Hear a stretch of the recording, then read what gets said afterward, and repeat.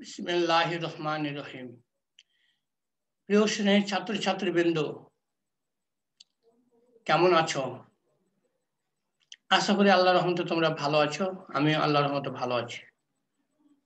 তোমাদের আজকের আইসিটি ক্লাসে স্বাগতম, শুভেচ্ছা জানিয়ে আল্লাহ ভরসায় শুরু করছি আজকের ক্লাস। আজকের প্রথম অধ্যায়ে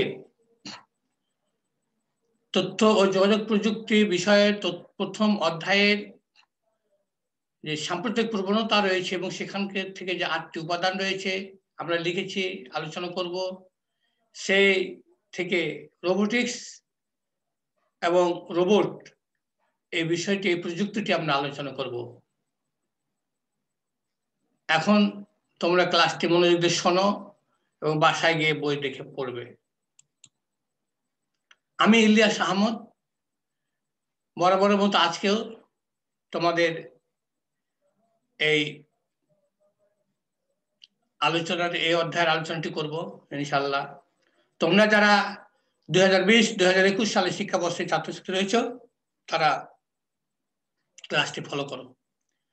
আজকে যে রোবোটিক্স ও রোবট নিয়ে আলোচনা করব, সেখানে তোমাদের যে শিক্ষণফল রয়েছে সেখান থেকে তোমরা যা শিখবে তাতে 1 নম্বরে বলি যে তথ্য যোগাযোগ প্রযুক্তির সাম্প্রতিক প্রবণতার একটি বিশেষ উপাদান রোবোটিক্স ও রোবট সম্পর্কে বিশ্লেষণ করতে পারবে।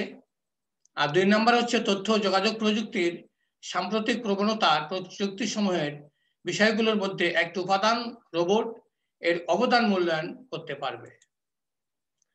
এখন তথ্য যোগাযোগ প্রযুক্তির যে সাম্প্রতিক প্রবণতার যে উপাদানগুলো রয়েছে আমি একটু আগে বলেছি, সেই উপাদানগুলির মধ্যে বা উপাদান সমূহের মধ্যে কৃত্রিম বুদ্ধিমত্তা, রোবোটিক্স, মহাকাশ অভিযান, cryosurgery, biometrics, bioinformatics, genetic engineering ও ন্যানো টেকনোলজি নিয়ে আমরা আলোচনা করব। ইতিমধ্যেই কৃত্রিম বুদ্ধিমত্তা নিয়ে আলোচনা করা হয়ে গেছে। আজকের আলোচ্য বিষয় রোবোটিক্স। পরবর্তীতে পর্যায়ক্রমে এই বিষয়গুলো আলোচনা করা হবে ইনশাআল্লাহ। তবে রোবটের আলোচনার আগে, রোবোটিক্স সম্পর্কে যা কিছু বলবো তার আগে আমরা একটি বরাবরের মতো পূর্ব জ্ঞান যাচাই করতে চাইছি।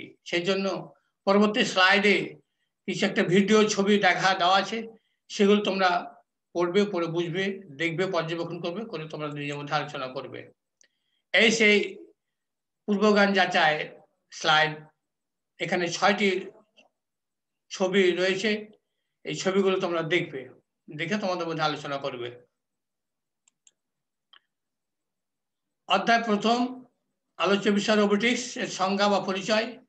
রোবটের জনক পরিচিতি, রোবটের সংজ্ঞা, রোবটের বিভিন্ন উপাদান বা অংশ, রোবটের সাধারণ বৈশিষ্ট্য ও রোবটের ব্যবহার। এখানে এই 6টি বিষয় নিয়ে আলোচনা হবে এবং এই 6টি হচ্ছে আজকের আলোচ্য বিষয়।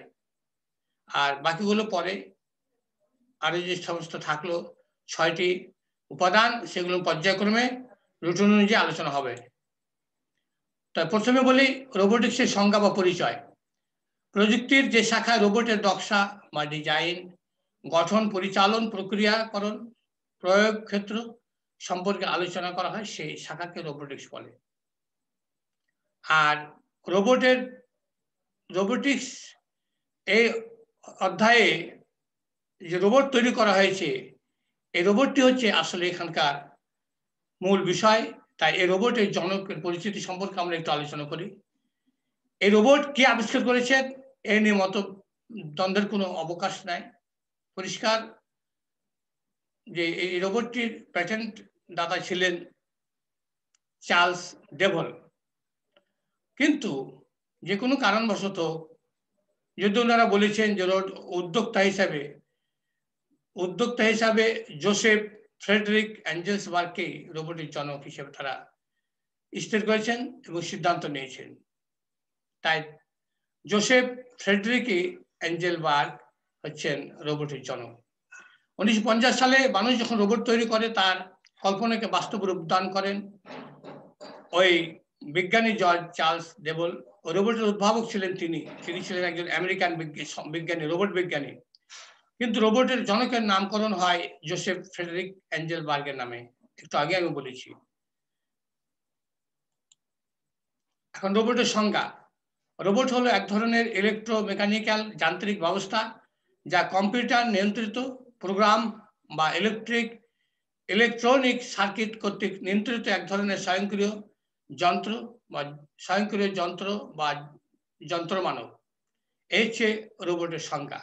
এটি মূলত কতগুলো একটি প্রযুক্তির কতগুলো সার্কিটের সমন্বয়ে এটি তৈরি করা হয়ে থাকে এবং এটা নিয়ন্ত্রণ করে মানুষ নিজেই।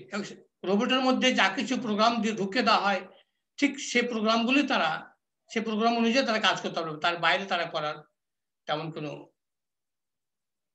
ক্ষমতা নাই। তবে এইখানে একটি কথা না বললে নয়, যেখানে মানুষের সাথে যেহেতু মানব যন্ত্র বলা হচ্ছে, মানুষের সাথে মিল রেখে করা হয়েছে, সে এত কিছু করে যে একটি যন্ত্র যে এত কিছু কাজ করতে পারে এটা ভাবতে অবাক লাগে। যেমন সোফিয়া নামে একটি রোবট 1917 সালে 6 ডিসেম্বর বাংলাদেশে অনুষ্ঠিত ঢাকা ডিজিটাল ওয়ার্ল্ড সম্মেলনে তাকে নিয়ে আসা হয়েছিল। আর এটি ছিল মহিলা রোবট, আর এই মহিলা রোবট তখন যোগদান করে। এই মহিলা রোবটই বিশ্বের সর্বপ্রথম রোবট যে সৌদি আরবে নাগরিকত্ব লাভ করে। রোবটের এখন আমরা বলবো রোবটের উপাদানগুলি কি কি। রোবটের বিভিন্ন উপাদান বা অংশ রয়েছে। এর মধ্যে power system, movable body, electric circuit, মস্তিষ্ক বা কম্পিউটার, অ্যাকুচুয়েটর, অনুভূতি, ম্যানিপুলেশন, এর প্রত্যেকেরই কিন্তু একটি কাজ রয়েছে। এই কাজগুলো বিস্তারিত লেখা আছে তোমাদের বই। এখন স্বল্প পরিসরে বলা একটু আমাদের জন্য জটিল হবে, কারণ বেশি কিছু বলতে গেলে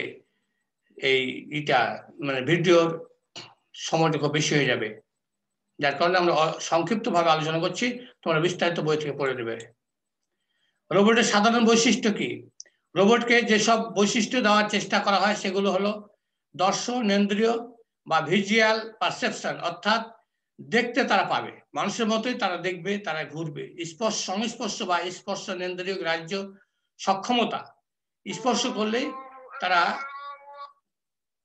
বুঝতে পারবে বা তারাও নাড়াচাড়া করতে পারবে। নিয়ন্ত্রণ ও ম্যানিপুলেশনের ক্ষেত্রে দক্ষতা বা নিপুণতা, যে কোনো স্থানে দৈহিকভাবে নড়াচড়ার ক্ষমতা বা লোকোমোশন দেওয়া হয়, হচ্ছে সাধারণ কয়েকটা বৈশিষ্ট্য। এখন রোবটের কয়েকটি উল্লেখযোগ্য ব্যবহার ক্ষেত্র আমরা বলি বা ব্যবহার। এটা শিল্প কঠোর শারীরিক পরিশ্রমের বা বিপজ্জনক ও জটিল কাজগুলোতে রোবট ব্যবহার করা হয়।